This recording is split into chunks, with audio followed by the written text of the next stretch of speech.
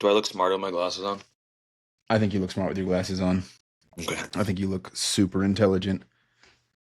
Thank you. What's going on, brother? How was your Christmas? It is January 1st here recording. We'll probably get this out by the 6th of January. Did you get everything you guys wanted for Christmas? Yeah, the flu. Santa bring your hairline back? Nope, still don't have that. Didn't Maybe get next a year, maybe next year. didn't get a round trip to Turkey, so me and a bunch of other bald men on Turkey Airlines. Hey, dude, Tom DeBlas got plugs in Turkey. Shit came out pretty full.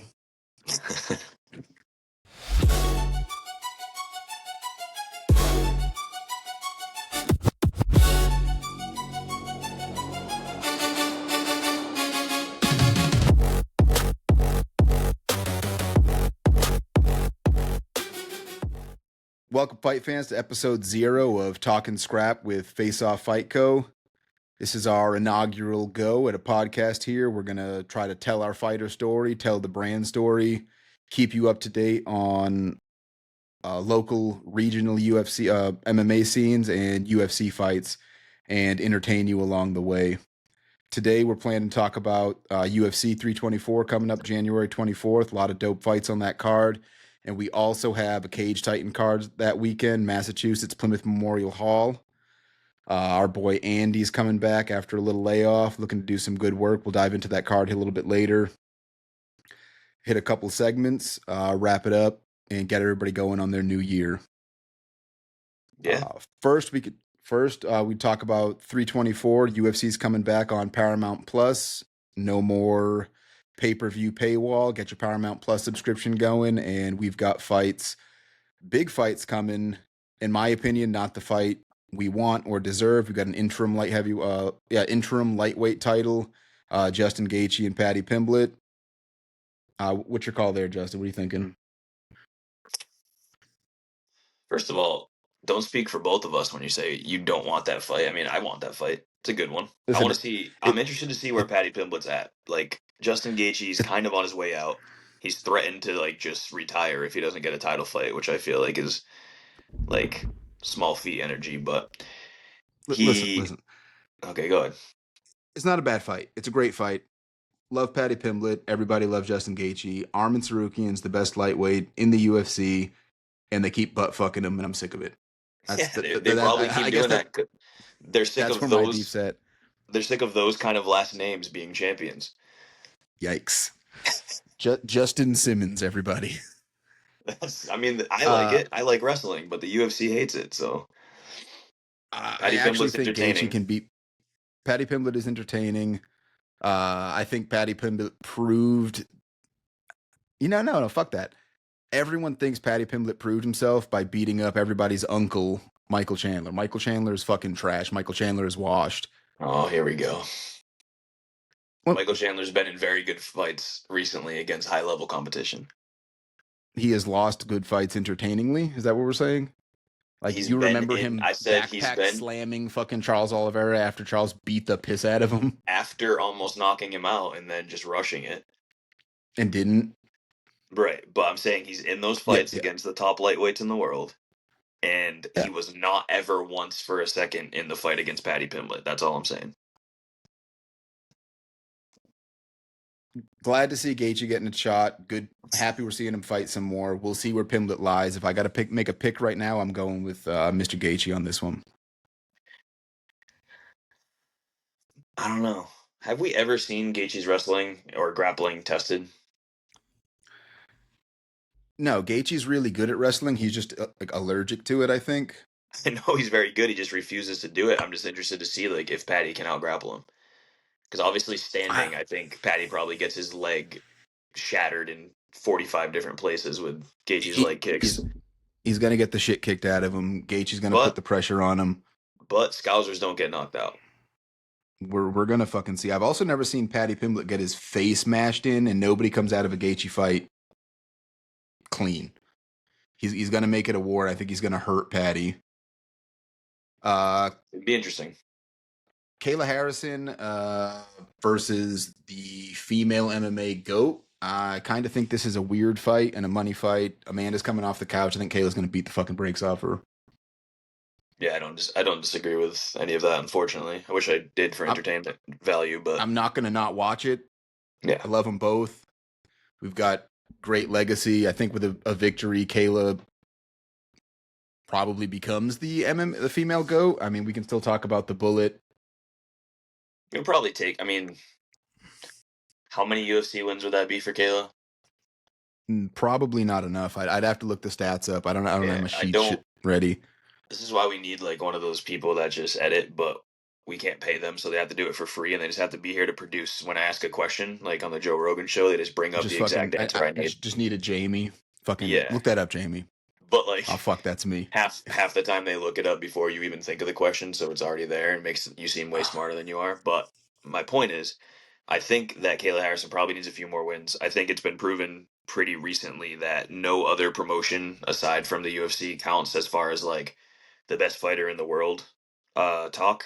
Like Is that like Michael Chandler being a Bellator champion and being fucking dog water in the UFC? Is Michael that what we're Chan, like talking who's about? the only successful guy to come over from Bellator? Like maybe Michael Venom Page, and he's still taking his losses, but like he also has his wins. Like Michael Chandler, even Aaron Pico, who's like regarded as one of the top prospects, like in MMA entirely, looked good until That's he fair. didn't, and that was like what was he at the time? A five, a six? What up? It's really tough to call it. So I don't It know. It's I couldn't call Kayla Harrison the female MMA goat yet. Although with a win over Amanda Nunes, that is like that definitely makes her one of the most decorated combat sports athletes. oh for certain. Moving down the card, Sean O'Malley's back against Song Yadong.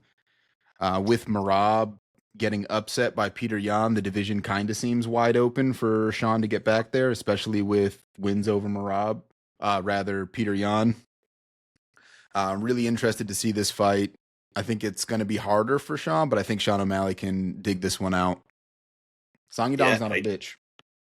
Dong's the only Dong O'Malley's willing to beat. So that's all I got to say about that. According to Sean O'Malley, he's going to beat Yadong. I'm excited about the heavyweight fight. Waldo Salsa Boy getting in there with Derek Lewis. I was reading Derek Lewis was a little bit surprised he was an underdog in this fight, but Waldo's looked fantastic coming back from the eye pokes. Would he fight twice in a month? Something fast like that. Turned around making a big splash at heavyweight in a division where it only takes a couple to get some big buzz going. I think this is going to be a really interesting heavyweight fight. And, you know, Derek Lewis is always there to knock somebody the fuck out. Yeah, I think they're definitely trying to build this build Waldo up a bit more. He's doing all the right things that the UFC wants. He's taking fights on short notice. He doesn't care like time, place, and location. That's exactly what they want in fighters. And on top of that, like they have a little storyline going. If he is able to climb the ranks, he just beat that guy that like Tom Aspinall was like, I won't fight him. He's my best friend. I love him. Like starched him. That's the guy that Yeah. poked him in the eye, I believe. So a little bit of like a vengeance. I don't think he actually gets to the top to actually see Tom Aspinall, but they're probably praying. I mean, the way the UFC is throwing around interim titles, I wouldn't be surprised if there was an interim heavyweight title on the docket soon. I'm just not sure we have two fighters that it makes sense to throw in there unless we get some more buzz behind Waldo. I could see Waldo and Gon for an interim title fight if Derek Lewis needs, not Derek Lewis, if Tom Aspinall needs more fucking eyeball surgeries or whatever, more veneers, whatever the fuck he needs to get ready back in the octagon. That'd be a fun one. As long as it like, I feel bad for Curtis Blades, but I feel like anyone with buzz in the heavyweight division, they try to like protect from Curtis Blades because he's kind of like the knockout artist boogeyman because he's just gonna take you down and beat the shit out of you. He beat Tom Aspinall. He did beat Tom Aspinall. That is technically That's true. that. I mean, that fucking happened. Arnold Allen, John Silva. I don't have the odds in front of me, but this feels like a pick 'em. That should actually be a really good fight. Yeah, I think so all day. Yeah, I'd probably Kind of have to where I give am a at. slight edge to John Silva there, but that's a tough one for me. Is it? You think Undercard Arnold placement. Allen's that good? I think I think Arnold Allen's good. I think Arnold I Allen's really good. think he's fine, but I think you have to be better than fine to beat Silva. We'll find out. Should be a good fight either way. Down to the prelims, featured prelim, we've got Thug Rose and what is it, Nat Silva? Yeah, who was that? That was supposed to be somebody else, wasn't it? Yeah. There was a supposed to be Alexa Grasso, and that Ah, fight got canceled. So we've got Rose and Natalie Silva, and I think uh, Rose Namajunas is a clear favorite there. But the cool thing about the game is they got to get in the cage for us to see it. That's why we love this sport.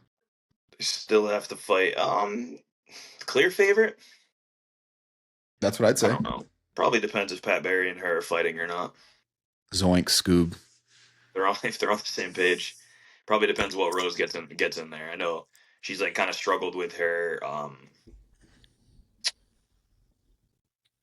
mental health's not the right word. Like her mentality when she gets in the cage. And Yeah, she's kind of one of the fighters where you never know like what you're gonna get when she gets in there. She has all the skill in the world to be the best in the world, but it just sometimes depends. she's head kick knockout victory incredible. Sometimes it's the most boring title fight you've ever seen in your fucking life. Right? And then sometimes in between where she just doesn't fight. So I Yeah, love Rose. hopefully we We hopefully have we the get the same best haircut. version of Thug Rose. We have the It's a same good haircut. haircut. We're basically twins. It's a good haircut. And Uh yeah, I'm pulling for Rose here. Umar Nurmagomedov and Davison Figueiredo. I think that's a weird prelim fight. I think that's a made card fight all day. Yeah, I just don't know if the UFC is looking at the little guys as money makers right now, unless your name's Marab, Sean O'Malley. But I think that's going to be an absolute banger, and I'm going Umar here. yeah. Umar's last fight looks almost as unstoppable as you can look. But he's one remove against his title shot, right? Where he Right. just got real tired. Yeah, but then he had another Yeah, since then. he looked fantastic after that. Now he's back against Figgy. Uh, I don't think Another Figgy big one. stands a chance there. No. I think that's Umar all day. Another big fight in the prelims. I'm excited for. Uh, Denzel Freeman's back in there after winning his UFC debut. Um, Great heavyweight, world level Greco guy, super handsome, love him to death. Excited You to just see him back in the cage. Are you just plugging him because he's your boy? I am absolutely just glazing the homie. Love Denzel. I don't. And We've been homies for quite some time, and I've never got that level of glazing, so it's pretty crazy. I mean, you've never fought in the UFC twice. Yeah, it's true. That is As accurate. But soon like, as you make your UFC debut, I'm gonna talk about how you've got the best head shape. Really suits having no hair. Love the I mean, guy. I've He's done like fantastic. other cool things in my life. Never really. Like, I don't know. Not have much. you? No. Not, I had a daughter that's really cute. You did have a really cute daughter. Boris is kind of she's probably my second favorite little girl in the world. Only because I also have one. Yeah. Shout out Denzel.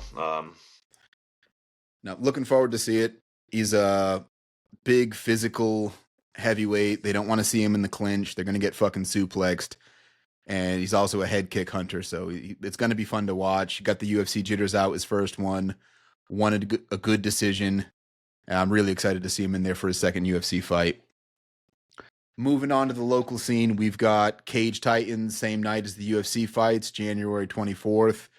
We've got Andrew the Gladiator Valdina headlining against Cam Arnold. Can't overestimate or overstate how excited I am to see Andy back in the cage after an injury layoff. I think this is going to be a catchweight 130. So this isn't him going down for a lighter title. This is just a 130 catchweight main event. Andy's the crowd favorite, King of Cage Titans. Really looking forward to seeing how sharp his skills have gotten after some more time off in preparation. I know he's been in the lab. Uh, I think Andy's the clear favorite here. If you disagree, you're gonna have to tell him to his face. No, I definitely agree. Andy's a favorite. I don't want to overshadow the fact that Cam Arnold is extremely dangerous. Has Uh, beaten very good guys. Hits Cam, very hard Cam for Arnold's a a dog. for a for a lower weight, a lighter weight fighter, he hits very hard. I believe his What does Cam last usually fight at? like 25, 35, that range. I'm not sure if he has 25 fights, but I know he has him at 135. I believe his last fight was one literally just leg kicking the dog shit out of his opponent until the ref was like, I can't even watch another one. Um, No, he's it'll a definitely beast, be another good look for Andy. but I would like to also state that every time, um, the last maybe 5 or 6 times that Valdina's got in the cage, he's looked so much better than the previous fight. Better and better and He's better. Yeah, he's There's just levels to it, and he's reaching new levels really fast as a young man early on in his professional career. I really think the sky's the limit for this guy, and it's gonna be fucking dope. yeah, for basically the entire fight, he just made the party kind of like whiffing, um, in and out. He's very intelligent, very high IQ. His coaches are fantastic, and I'm very excited to see what level of Andrew the Gladiator Valdina we get on January 24th. Can't cannot fucking wait. Moving over to the flyweight title fight, we've got Cody Davis and Casey Norton. I think that'll be a good scrap. I'm actually not sure who I would take there. Those are both pretty solid guys. Good, uh, I good admittedly know competitive nothing about records. Cody Davis, but I do know that Casey Norton just beat Isaiah Torres, who looked like a world beater, and Casey Norton did it in a fashion that made Isaiah Torres look like he didn't belong in the cage with him. That's So that's the game. Everybody thought Marab was unbeatable. Peter Yan cracked the code. That shit shocked everybody. So, well, we'll see what happens here. Next fight, we've got the OG title with Johnny Cupcake, Charlie Gathers. I love that they're doing the OG title, the OG division. I think it's a dope thing for regional scenes. I think I think you're more eligible. promoters should Actually, do it. I think What's you're that? eligible. I think Oh you're eligible fuck! for it. What's the what's the age cutoff? Or what does it Cut off enter? like the Or minimum. yeah. What's the minimum age? How old are you? Probably 35. I am 35. Shit, maybe I'll make my debut in the Cage Titans OG division. Yeah, man, that is awesome. Shout out to actually John Payne, who made a post recently that he was really trying to get another fight. Decided to hang it up. I don't know exactly how old he is, but I believe he's like at a bare minimum 56, and he's also like a full-time firefighter and was still getting in there and whooping ass. He was trying to get another fight. He's always trying to get a fight, but he did make a post recently that he's retired and will not fight for Cage Titans anymore. And I know that's probably very difficult for him. And in jest, he said Andrew Valdina is breathing a large sigh of relief because he's scared of him. So Hey, big shout out to the OG. That's fantastic. It's super inspiring to see people balancing full time careers, being a little bit more up there, still having that dog in them, still wanting to get out there and compete. The OG division gives those, for lack of a soft way to put it, old dogs another chance to get in there, show they still got something in the tank without having to make a 45-year-old dude fight in Andrew Valdina. I'm excited to see Johnny Cupcakes. I think he looked. You could see after the win on the last Cage Titans card like how much it meant to him. And a lot of times too that can almost like, I mean, Johnny's always training hard, he's always working hard, he always brings it, but sometimes just cracking that, getting in that back in that win column can reignite like another level and a new fire. And I'm really excited to see what Johnny brings on January 24th because of that. Miguel Sevison and Trevor Goody, welterweight fight on the pro card. That'll be a good one. Yeah. For better or for worst, it is for some reason always a fucking dogfight when Miggs is in the ring. My man might be allergic to head movement, but he's always entertaining. He's going to give it as good as he gets it. And I'm looking forward to seeing these guys take it to each other. Allow the record to show that Kyle said that and not Justin. However, you're right. All mixed fights are very entertaining, and I believe this. I mean, in some ways, it is a step up in competition. It's a different Yeah, it's a different for sure. code Miguel hasn't cracked yet. It's a 6'7" Brazilian Jiu-Jitsu black belt. Miguel cannot say he's fought one of those before, so it would be another great accolade for the record. A new challenge in front of him. So he's had a little bit of time off from the cage. There's been a few cage science cards without him, which we as fans in the regional scene really aren't used to seeing. I feel like at bare minimum he's on every other. So very excited for him to come back. I know Plymouth Memorial Hall will be as well. Clear it up. Miguel's got a great warrior spirit, I'll say. All right. He's not afraid I to think what get you in said there, was step he's into the allergic to fire. head movement, but I said he might be allergic to head movement. I'm trying to frame it positively. I'm not his doctor. I haven't seen his panels. I don't know if he's actually allergic to head movement, if he just doesn't like doing it. But he's definitely shown us as fans that he is not afraid to take one to give one, and the record shows he's given more than he's gotten. yeah, I'm just really excited to see it. I know he's been working really hard at Forge Jiu Jitsu as well, leveling up his Jiu Jitsu game, and that's one of, if not the best gyms around for that. Um, Especially like a no gi style. Shout out Matt Waddell, he's the man. However, I feel like Miguel's pace, Miguel's pressure will probably melt Goody, and I don't see a world where Goody can actually take him down to even explore those jujitsu options. So it should be interesting. Now I know Goody's been in the lab. Everybody levels up, but if I'm remembering correctly, we've seen him lose fights to body shots before in the hall. Was that when he fought Jack? Jack cracked him in the body, folded him up pretty good. Believe so. Yep. Jack Congdon. Big shout out to Jack Cognan. Another guy that we don't want 55-year-old dudes fighting. No, no. Love having the OG division. Are there any other? I know Aaron Hughes is on the card fighting Nico Getling. Maybe it's Neko. My bad. I don't know you. Yeah. Shout out Aaron too. Another guy who got a win on the last card. You saw how much it meant to him. Aaron's a Um, dog. Look for the guillotine. don't be silly. he's jump. He's jumping the gilly, and you know it. And I mean, he hits it, man. He has Hey, a setup for the guillotine in the mixed martial arts cage that works. I can probably say it works more often than it doesn't, which usually isn't the case. I feel like most people that jump a gilly, it's like the last ditch effort resort. He's setting it up because he wants to finish you that way. Um, and again, that last win just meant the world to him, and I'm happy for him. And he's been very vocal about trying to go after a pro title on the regional scene moving forward before maybe he explores his coaching career and kind of hangs the glove up a little bit. So really hope he gets there. Really hope he gets this win for that stepping stone.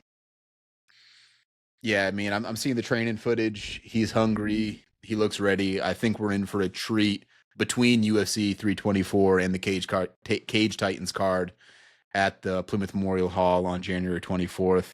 It's been a little bit too long without fights. I've had to watch Jake Paul and Andrew Tate fight in the meantime. Luckily, they lost. That was an early Christmas present. The world is the way it should be. Yeah. Just a couple of quick shout outs to that. Same Cage Titans card as well. It's a couple of guys that I know are working hard and always bring it. So Anthony King's on that card as well. I believe he's fighting the Giuliani cat. I may be saying his last name incorrectly, but that's a dog fight. That's a really good one on the undercard. And Drew Arpin, who absolutely starched his last opponent. It was like ridiculous, and then had probably the most insane post fight cage celebration I've ever seen, where his nickname's the Mutt, and he crawled around the cage like a dog, and then marked his territory by lifting his leg and peeing on his opponent that he just knocked the fuck out. So that was outrageous, and I'm very excited to see that again. If nothing else, than getting to see that fantastic victory celebration. I'm rolling with Drew Arpin. That's fucking hilarious. We love to see it. Uh, and I don't know if you saw the news about the The Cage Boston Titans. fight? Yeah, it's pretty sick. Cage Yeah. Titans, as far as I can remember, has been at the hall, and I believe a couple of times maybe at Pins in Kingston. Just I don't want to say small venues because Plymouth Memorial Hall is not small, and it is like you're fighting like in a gladiator arena, which is why it's so loved by The not just levels, not just fucking the love it. fans, Great but spot to be. not just the fans, but the fighters love fighting there. But they are doing a card up in near Fenway in Boston at the MGM Fenway, which is insane, and I can only imagine the fights they're going to make for that card. It being the first time they're ever doing that. I believe it goes from like if Plymouth Memorial Hall is sold out, I'm guesstimating, but I believe it's around like 1,500, and I think MGM Fenway is like around like 5,000. So they're definitely able to bring in more people for what should be an insane card, which is really cool. That's going to be dope. I know they're going to have their grappling, boxing, Muay Thai. They're bringing all the flavors of combat sports that Cage Titans is dabbling in. It's going to be a dope show. I think they already dropped Sean Lally versus Jojo Giannetti in a boxing fight, which is Oh shit. exciting. That one's I think Sean Lally posted that, and that is pretty freaking exciting. If you're a regional MMA Cage Titans fan, you definitely know both those names, and watching them fight will be really fun. Moving into FOFCO news, hoodies are coming. Right? You heard it here Finally, first. Finally. You guys have asked for hoodies. We've wanted hoodies. We wanted to make sure we found hoodies that looked dope, fit well, and would last a few washes. These are fully embroidered hoodies, no screen print, nothing's going to crack or split or fade. Stitched in, designs are out. You guys will see some graphics for those coming soon, but official drop to be determined. Hoodies are coming soon. Get ready. well, I'm ready. Ready. We had a couple fun segments we want to do, don't we? Yeah. We got talking scrap this or that, where Justin and I are going to pose two hypothetical situations, and you got to pick one. No pass. This isn't drink champs. You can't take a shot. You choose one of these scenarios. Excellent. The first one is: would you rather have your daughter train under Pat Barry or send her Dagestan 2-3 years and forget? Definitely send my daughter to Dagestan for 2 to 3 years. Forget she'll at least come back a wrestling monster and not be groomed by someone she's supposed to trust. Yeah. Keep my daughter away from Pat the Predator Barry. She's absolutely going to Dagestan and coming home and wrestle fucking kids in the second grade. Oh, hmm. Maybe those words shouldn't go. Whatever. She's gonna be a dog. Someone, someone's gonna clip that. And we're gonna get canceled before episode 1 comes out. All right. Less work to do, I guess. Yeah, definitely. There's no doubt in my mind on that one. I feel very confident. Would you rather sit at? I know the holidays just passed. Thanksgiving's a little behind us, but a Thanksgiving table of you have two options here. Option A is Conor McGregor, Paddy Pimblett, Habib, and Ilya Taporia. So like 2-on-2, complete arch rival, like hate each other's, which would be extremely enjoyable. Or a Thanksgiving table full of Mackenzie Dern, Tracy Cortez, Natalie Silva, and Megan O'Leary. Shit. Fuck. God damn.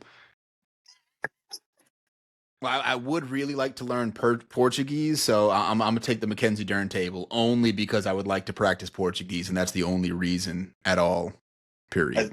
yeah, that's fair. I obviously being a Conor McGregor stan would take the other table. And I cherish my life. If you know, you know. So I'm not sitting at that other table, no matter how much you pay me.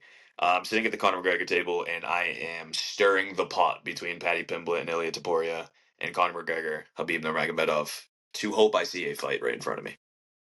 I just love language. Big Like, round vowels. Language is wonderful. All right. Keeping with your man crush Connor, would you rather have full Coke binge Connor as a head coach, or Sean Strickland going through anger management classes as a head coach for your first fight camp? Definitely Conor McGregor. Um, I would be terrified that Sean Strickland's just gonna beat the piss out of me every time I You messed don't up. want to get fucking influencered in the cage every single fucking day. I don't. No, I'd rather Conor McGregor just tell me a million things at a million miles an hour, and maybe I'll catch one of them and do it correctly. Yeah, we see a lot of shit in the internet. We only see one side of it. Part of me really loves watching Sean Strickland beat the absolute brakes out of anybody who says they want to step in the cage with a fighter, just to show people that there's levels to this stuff. Sometimes you feel a little bad for the motherfucker, but they should have known what they were getting into. It Yeah, and he actually seems influenced. to me, Go yep, ahead. it seems to me a little bit more appropriate than the footage of Alex Pereira absolutely just knocking out random dads in training in Connecticut. Yeah, that's pretty brutal to watch. Although, maybe he'll calm down now that he's dating Tracy Cortez. Maybe she'll get him under wraps a little bit. Um, I think the people that signed the waiver to get in the cage with Sean Strickland are just absolutely fucking stupid and deserve what they get. But it's possible that like Alex Pereira is like at the gym in Connecticut, and guys are sparring, and he's like, "Hey, you come here," and then just destroys them, which isn't as fun to watch. Definitely hits a little bit hard. Who's to say? I don't know if he can go light. The man's a pro. He's got to get ready. Got to stay ready. Yeah, wrap it here for episode 0. Thanks for working this out with us. If you guys dug through to the end, you've got a 10% code, SCRAP0, all caps, SCRAP0. Give you 10% off any order on FOFightco.com. Get the link on Instagram, Facebook, or our YouTube channel. Rock on. All right, brother. Right. Take it easy, boys.